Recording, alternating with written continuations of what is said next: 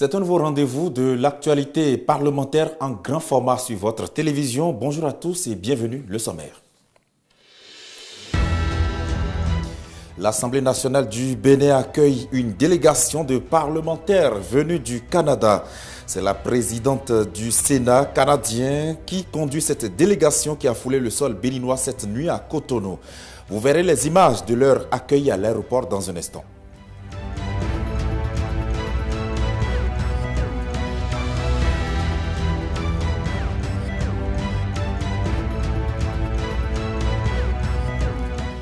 Fin de la première session extraordinaire de l'année 2024 du Parlement béninois. C'était dans la nuit de ce mardi 5 mars au Palais des gouverneurs de Porto Novo. Le président de l'Assemblée nationale, Louis Béounou Vlavonou, a fait le point des activités menées tout au long de cette session à l'occasion de la séance plénière consacrant l'adoption de la loi modifiant le code électoral.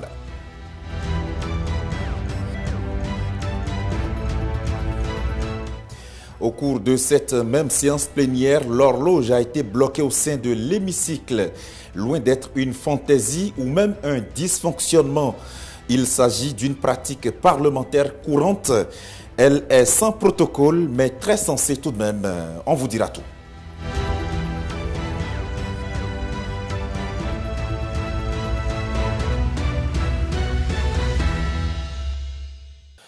Bienvenue à chacun et à tous. Je l'annonçais à l'instant, la présidente du Sénat canadien est au Bénin depuis cette nuit. Elle a été accueillie avec sa délégation par le député Joël Godonou à l'aéroport international Bernardin Cardinal Ganti de Cotonou.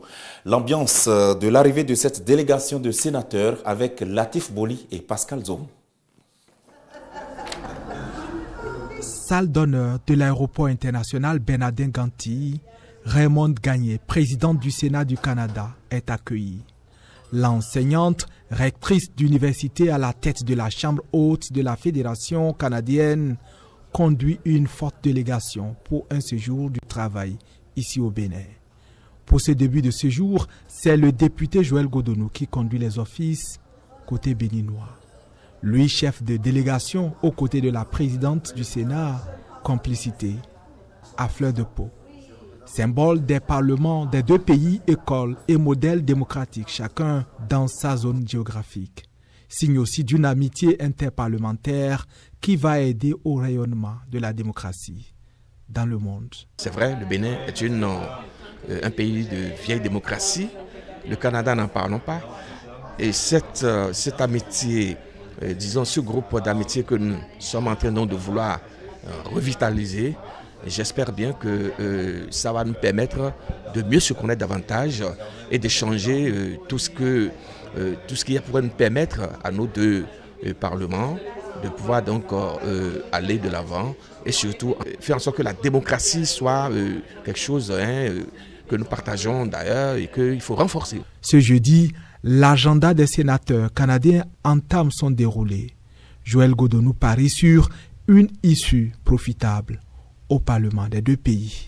Après l'audience avec le président de l'Assemblée nationale, il y a une séance de travail entre les parlementaires, bien évidemment avec celle qui conduit la délégation, la présidente du Sénat. Bien entendu, à cette occasion, il y aura beaucoup de choses qui vont être dites. Et je crois bien que les législatives, ce pas que nous faisons, ira de l'avant, et bien évidemment pour le bien des uns et des autres, notamment pour nos deux parlements. Raymond Gagné est accompagné de 3 sénateurs. Les 3 membres de la Chambre haute du Canada ont une suite faite d'argent à laquelle s'est adjointe l'ambassadrice du Canada près le Bénin avec Ouagadougou pour résidence. De son côté, la représentante canadienne est entourée des agents du bureau Cotonou de l'ambassade. Et la délégation des sénateurs canadiens qui est au Palais des gouverneurs depuis ce matin. Ces parlementaires mènent plusieurs activités actuellement avec le monde parlementaire béninois qui a à sa tête bien évidemment le président de l'Assemblée nationale Louis Béounou Vlavonou. Et le Bénin qui dispose d'un nouveau code électoral. Les députés ont adopté dans la nuit du mardi une loi modifiant et complétant la loi portant code électoral en République du Bénin. La représentation nationale a travaillé à partir de 2 propositions de loi portées respectivement par les députés Natonde Ake et Nourenou Achade pour donner naissance à une nouvelle mouture. Océane Amoussou pour le compte rendu. 2 propositions de loi modifiant et complément le code électoral en République du Bénin à l'ordre du jour de cette séance plénière. L'une émane de Natonde Ake, du groupe parlementaire Union progressiste Le Renouveau, et l'autre provient de Nourenou Achade, du groupe parlementaire Les Démocrates. 2 propositions jumelées et étudiées par la Commission des lois, de l'administration et des droits de l'homme. Les débats en commission se sont cristallisés autour de 2 tendances. Pour une première tendance de commissaire, le Code électoral de 2019 regorge de clauses chrysogènes telles qu'énumérées dans les motivations de la proposition de loi portée par l'honorable Nourenou Achade. Pour la seconde tendance de députés, les violences enregistrées à l'occasion des élections de 2019 et de 2021 sont plutôt dues à la non-soumission d'une partie de l'opposition aux tests en vigueur. Ces tests querellés étant les mêmes qui ont permis leur représentation à la mandature en cours à l'Assemblée nationale. Plusieurs aspects des modifications ont suscité de vifs débats. Qui devrait parrainer les candidats à la présidentielle entre les élus sortants et ceux entrant en 2026? Les avis des membres de l'Assemblée nationale sont partagés. Pour les uns de la mouvance, il est primordial de renforcer le système partisan afin de ne pas revenir aux anciennes pratiques avec une pléthore de partis politiques. Je pense que ce qui se passe en ce moment n'est pas mal du tout. De faire en sorte que les partis politiques représentés à l'Assemblée soient en nombre maîtrisé. Le peuple sera heureux de savoir que n'importe qui ne peut plus se lever dans un coin, créer un parti pour dire que lui aussi est chef de parti, et que ce parti existe et peut s'asseoir autour de la même table que des partis nationaux. A contrario, les députés de l'opposition soutiennent que cela n'est que l'expression d'une vraie démocratie. Comment autoriser les partis à exister en même temps corser les lois pour leur mort certaine? Le temps pour un candidat à 30 jours du démarrage de la campagne d'aller négocier le parrainage auprès des élus qu'il n'a jamais connus. Il ne sait pas qui sera élu et qui ne sera pas élu. Ce n'est pas responsable. Après cette discussion générale, les élus du peuple ont fait une suspension de 30 minutes aux fins d'harmonisation des différents amendements. De retour à l'hémicycle, place aux discussions particulières. L'aspect lié au quitus fiscal et bien d'autres sont abordés. Visiblement, les parlementaires ne s'entendent pas. Pour peu que nous avons voté contre la révision de la Constitution, c'est la revanche. Chaque groupe représenté dans cet hémicycle a toujours dit qu'il était suffisamment fort pour revenir, peut-être sans les autres. Mais c'est l'occasion quand même. Des discussions houleuses qui se soldent par l'adoption de la loi modifiant et complément le code électoral en République du Bénin à la majorité des députés présents et représentés. Puis, l'hymne national est entonné dans la salle. Enfants du Bénin debout.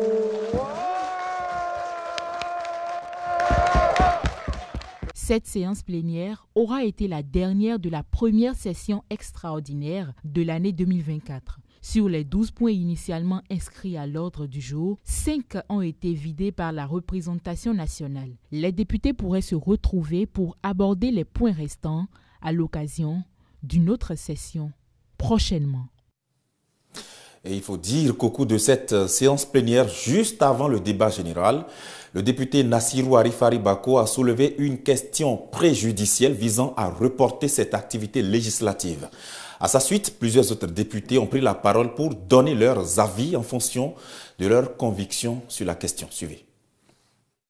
Il est clair que toutes les dispositions proposées par les 2 propositions qui concernent donc la révision, ou du moins la relecture du code électoral, qui vont au-delà de ce qui est demandé, ne devraient pas être prises en considération. Je demande en conséquence l'ajournement du débat. Nous sommes ici pour modifier le code sur notre droit absolu de procéder à la modification du code électoral. Si quelqu'un n'est pas d'accord et qui va dire non, ils ont fait un travail contre le code, ils n'ont pas fait la conformité, ils n'ont pas respecté ce que la Cour a dit ou des choses comme ça.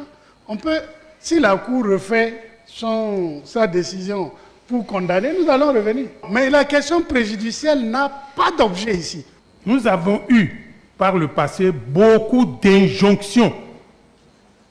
Quand on parle d'exhortation, c'est faux. Beaucoup d'injonctions de la Cour constitutionnelle et nous nous sommes limités à ce que la Cour a demandé. On a tout le temps pour revenir à la révision du code électoral. Qu'il y ait décision de la Cour ou pas, l'Assemblée est souveraine et peut, prenant en compte cette décision de la Cour, aller au-delà pour procéder à l'amendement de son code électoral. Donc je ne trouve pas à ce niveau ce qui peut se ressembler à une question préjudicielle au point de demander un ajournement. S'il y a le droit à poser une question préjudicielle, aucune question préjudicielle ne saurait limiter le droit de légiférer du législateur que nous sommes.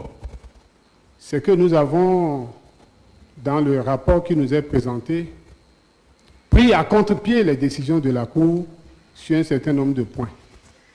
C'est pourquoi je voudrais supplier l'ensemble de la représentation nationale et vous-même, Monsieur le Président, pour que nous retournons en commission. Premièrement, pour nous assurer que nous sommes restés conformes à la décision de la Cour. Deuxièmement, pour nous assurer que notre droit de légiférer pour améliorer le dispositif, que nous l'avons exercé, que nous l'exerçons. Et après l'adoption de la loi portant modification et complément du code électoral, le député Éric Houndété a donné des explications de vote conformément au règlement intérieur de l'Assemblée nationale.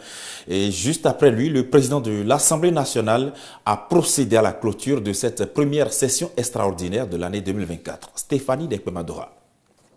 Après 2 semaines d'intenses travaux au sein de l'hémicycle, le maillet du président de l'Assemblée nationale a mis fin à la première session extraordinaire de l'année 2024. La session est clôturée. Cette session extraordinaire demandée par le gouvernement a été marquée par l'examen et l'adoption de plusieurs projets et propositions de loi. Il s'agit de la loi 2024-10 relative au taux d'intérêt légal en République du Bénin, la loi numéro 2024-13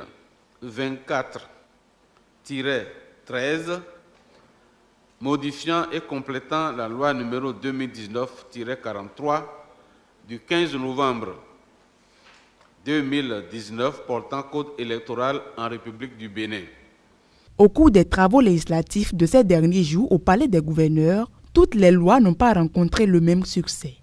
L'Assemblée nationale a rejeté, après examen, la prise en considération d'une proposition de loi portant révision de la Constitution de la République du Bénin. Il faut retenir aussi que l'examen du projet de loi relatif à la Commission béninoise des droits de l'homme a été entamé au cours de la même session extraordinaire. Mais avant le regard rétrospectif du président de l'Assemblée nationale, les députés ont adopté la loi modifiant et complétant celle portant code électoral sur initiative du député Natonde Aké. Une fois la proposition adoptée par ses pairs, le président de séance, Louis Gbehounou-Vlavonou, a accordé la parole au député Éric Houndété du groupe parlementaire Les Démocrates. Ceci, conformément à l'article 55.5 du règlement intérieur de l'Assemblée nationale. Lorsque l'escroquerie politique, lorsque la pyromanie ont pris le pas sur la nécessaire préservation de la paix, le groupe parlementaire Les Démocrates, les députés Les Démocrates, parti du peuple ne saurait s'associer à ce qui vient d'être fait dans cet hémicycle. Même si la pratique parlementaire de la notion de l'horloge bloquée a permis aux élus du peuple d'arrêter le temps au Parlement pour voter cette loi ce mardi, le temps hors du Parlement va leur permettre de retourner sur le terrain en attendant qu'ils soient rappelés dans les prochains jours pour l'examen des autres points qui sont restés en suspens. Stéphanie Dekomadora dans votre journal. Allons maintenant en France, plus précisément à Versailles, lieu où les députés et sénateurs français se sont réunis en congrès pour inscrire dans la Constitution française la pratique de l'interruption volontaire de grossesse. C'était ce lundi en présence du Premier ministre Gabriel Attal sous la clameur de plusieurs Français parlementaires ou non. Vanoli Olibé. C'est par 780 voix pour et 72 contre que les sénateurs et députés français réunis en congrès ont inscrit dans la Constitution la protection de l'interruption volontaire de grossesse. Pour l'adoption, 780. Contre, 72.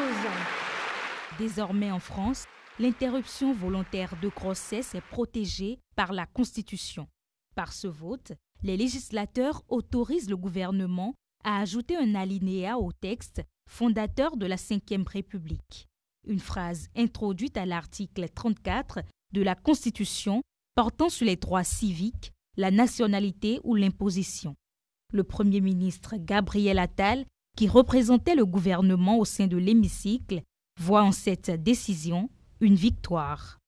L'homme que je suis ne peut imaginer vraiment la souffrance morale face au poids d'une société qui préférait taire et condamner. Mais le frère que je suis, le fils que je suis, l'ami que je suis, le Premier ministre que je suis retiendra toute sa vie la fierté d'avoir été à cette tribune en ce jour. En garantissant la liberté de recourir à l'interruption volontaire de grossesse dans notre Constitution, nous donnons une deuxième victoire à Simone Veil et à toutes celles qui ont ouvert la voie. Une décision saluée également par la présidente de l'Assemblée nationale. Selon elle, cela va permettre à la France de renouer avec son universalisme au-delà des clivages partisans. Les droits des femmes ne sont-ils pas les premiers à être menacés lorsque le populisme ou l'autoritarisme s'emparent du pouvoir, ou que les partisans de l'obscurantisme prétendent nous imposer un ordre moral toujours rétrograde? Alors que le monde est secoué de tant de crises, notre pays s'attache à renforcer la garantie des droits. Pendant ce temps, une immense foule qui suivait le congrès en direct devant la tour Eiffel manifestait sa joie. Un sentiment de satisfaction des militantes féministes après l'approbation des législateurs. La cérémonie publique de scellement de la Constitution est prévue pour le 8 mars prochain par Emmanuel Macron. Et c'est la fin de la première partie de ce magazine d'information. Dans quelques secondes, nous aurons la revue de presse de Latif Boni. Et puis, dans la page magazine, nous allons retourner au sein de l'hémicycle du Bénin pour y découvrir une pratique courante et discrète à la fois, à savoir le blocage de l'horloge.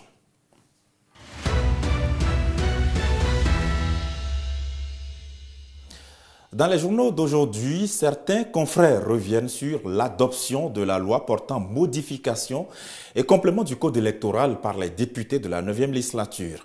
Mais il est également question avec nos confrères de sujets relatifs au monde éducatif béninois. Voici la revue de presse de Latif Boni. La revue de presse du jour. Bonjour, bienvenue. Relecture du code électoral, la réforme du système partisan sécurisé. Titre ce matin, le quotidien La Primeur. Le journal, à la page 4 de sa parution, consacre un dossier où on revit avec l'auteur de l'article la soirée de joute verbale à l'hémicycle mardi dernier. Une soirée qui a accouché de la loi portant modification et complément de la loi numéro 2019-43 du code électoral en République du Bénin, rappelle le journal. Journal qui reprend les explications des députés Augustin Envoy Blanc et Aken Atondé estimant qu'avec le code retouché, les partis politiques seront plus forts, ce que vise le système partisan. La primeur détaille toutes les innovations sous le prisme des avancées notables avant de s'exclamer que la réforme du système partisan entamée en 2018 vient là, avec cette relecture du code, d'être sécurisée. Le code retouché rend plus fort les partis politiques. Cette phrase de l'article de la primeur est la une de Le Coopérant dans sa parution du jour. La rédaction de ce journal enfourche la même trompette que celle de la primeur pour voir le côté gagnant de la relecture au profit des partis politiques qui sont, selon la parution, obligés de travailler à avoir une vraie envergure nationale. Mes confrères vont même plus loin en parlant d'un code révisé qui vient en renfort au système partisan. Toujours parlant du code électoral retoiletté, le quotidien La Nation oriente les esprits vers ses effets sur l'administration locale. Le code, en effet, change les règles du jeu en matière de désignation des chefs de village et de quartier de ville. Un détail auquel le quotidien du service public consacre un article dans sa parution de ce jeudi matin. L'auteur de l'article nous informe que désormais les chefs de village ou de quartier de ville sont désignés par le parti ayant obtenu le plus grand nombre de suffrages valablement exprimés dans l'unité administrative locale concernée. Fraternité consacre sa une du jour au mouvement